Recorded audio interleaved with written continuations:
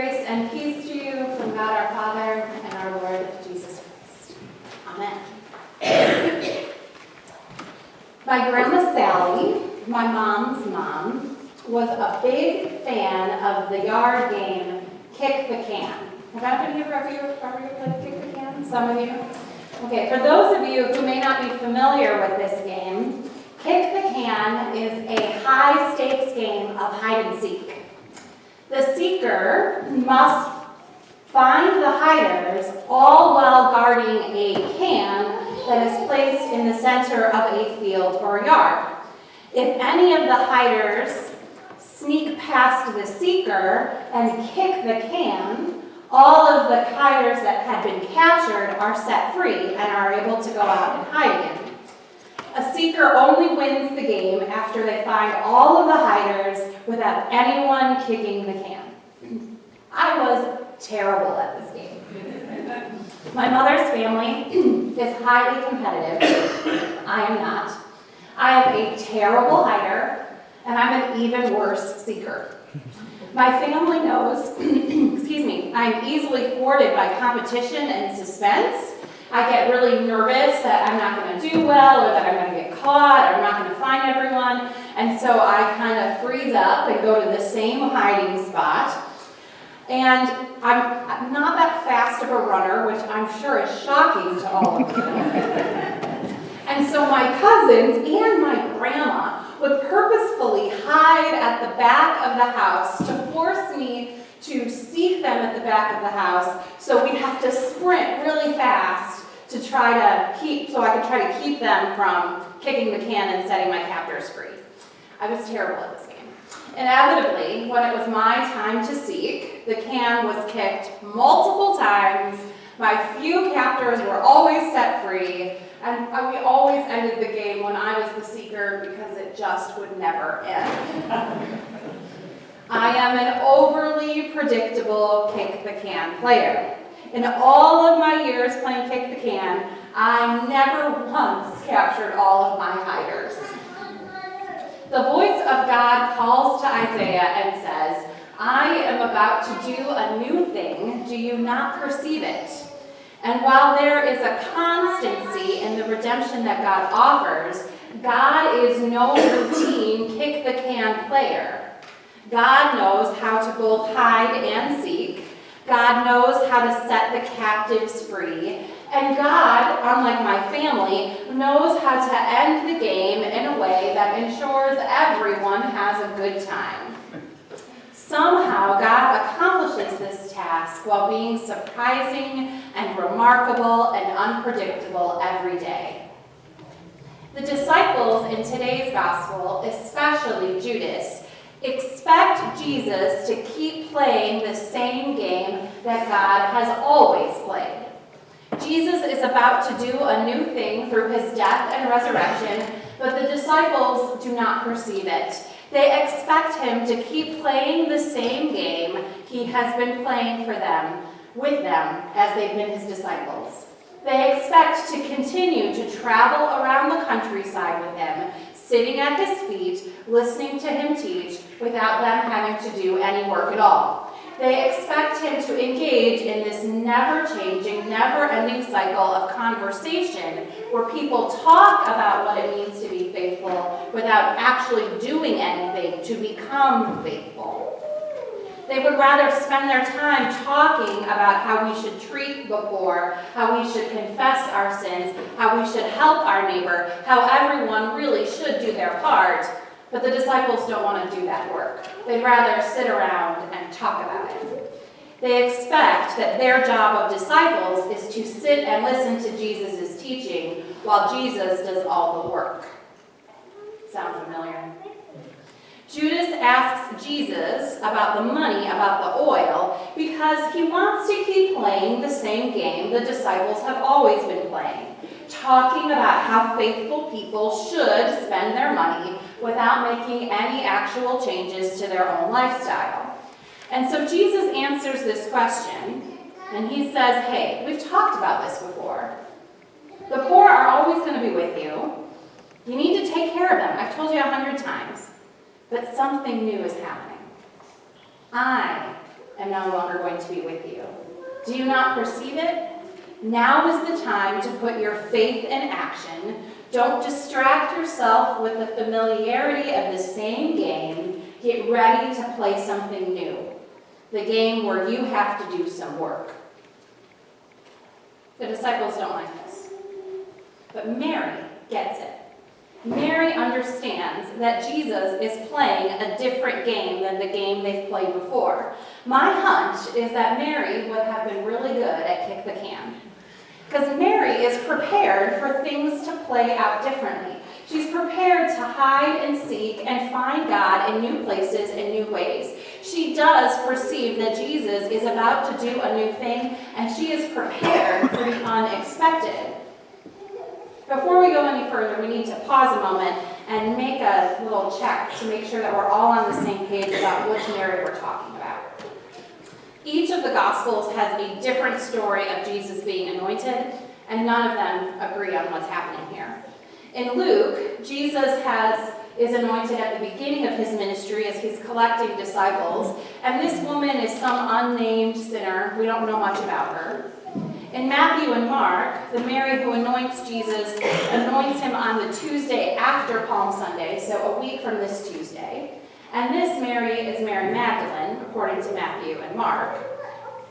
One of the Gospels says she's a prostitute. The other one says that she had 24 demons living in her. They don't even agree about who Mary Magdalene is. But regardless, Matthew and Mark agree Mary Magdalene is scandalous.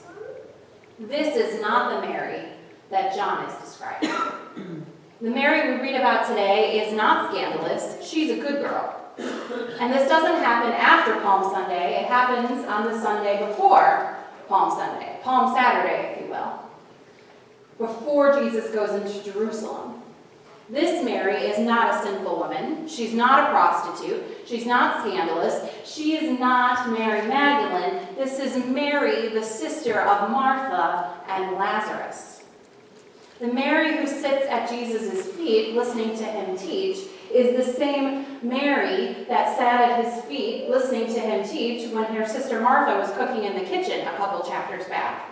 This is the same Mary who, upon learning that Lazarus had died, runs up to Jesus all shocked and tear-stained faces saying, "Why didn't you save my brother?" This is the Mary who stood in complete shock and awe as her brother Lazarus walked out of that burial tomb in his funeral clothes just a few days before. This Mary knows that Jesus can do unexpected things at unexpected times. This is a Mary who saw her Savior in her everyday life and was surprised by each encounter. So the Mary who anoints Jesus knows that God is always going to do something new over and over again. And while the rest of the disciples want to keep Jesus locked in this box of familiarity, doing what he's always done, Mary gets it. She gets that the God incarnate who's in front of her is going to shake up the whole world. Jesus is about to do something new, and Mary is the only one in the room who perceives it. She perceives that Jesus is going to defy expectations, and she knows God is going to do something shocking because God has shocked her throughout her entire life. Jesus healed her family in ways that she could never imagine, and so she trusts his word that things are going to be different in the future. God has healed you in ways you could never imagine, and yet many of us trust that God is going to continue to heal us in the future. We expect it to be the same game. Mary gets it. Martin Luther once said that he knew that if he knew that the world was going to end tomorrow, he would plant a tree today so God could use that tree in the new world that God was creating. How many of us plan for the world to end tomorrow by preparing for that future?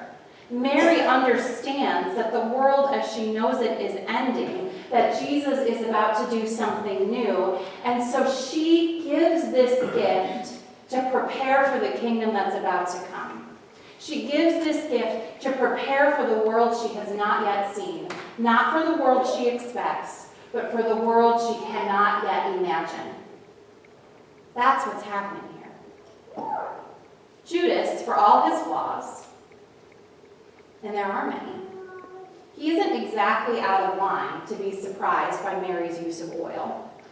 By today's standards, Mary poured 20 grand worth of oil on Jesus' head and feet that day.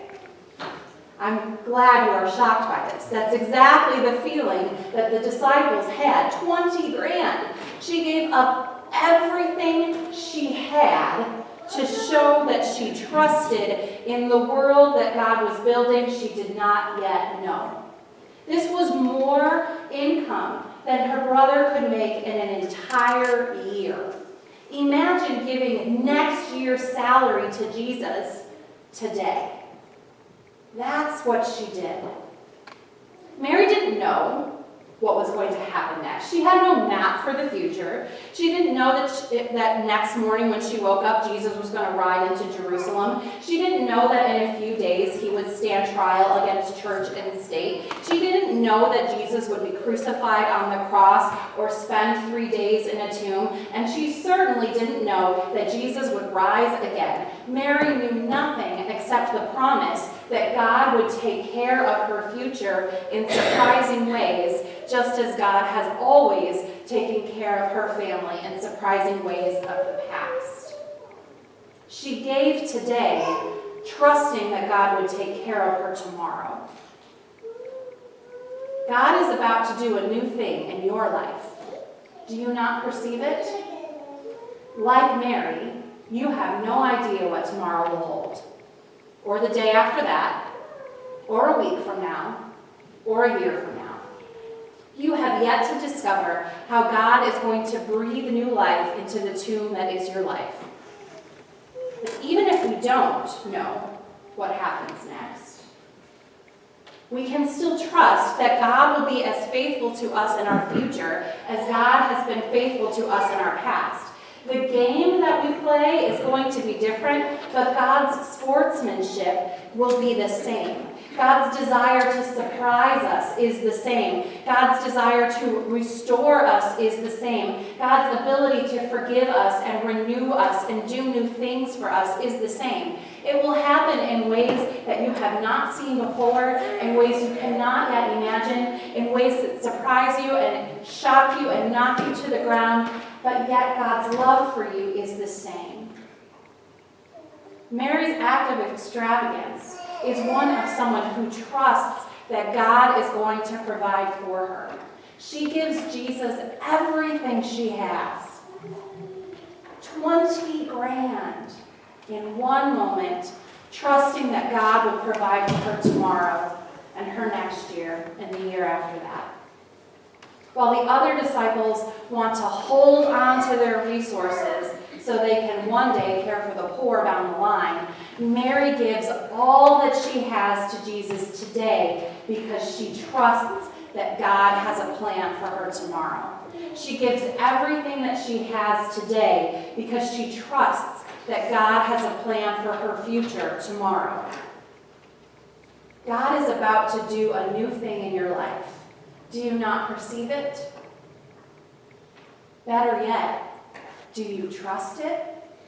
Do you trust the new thing God is going to do in your life? If you do, how can you be like Mary? How can we be like Mary and give generously, knowing that God is going to do something unexpected tomorrow? Amen.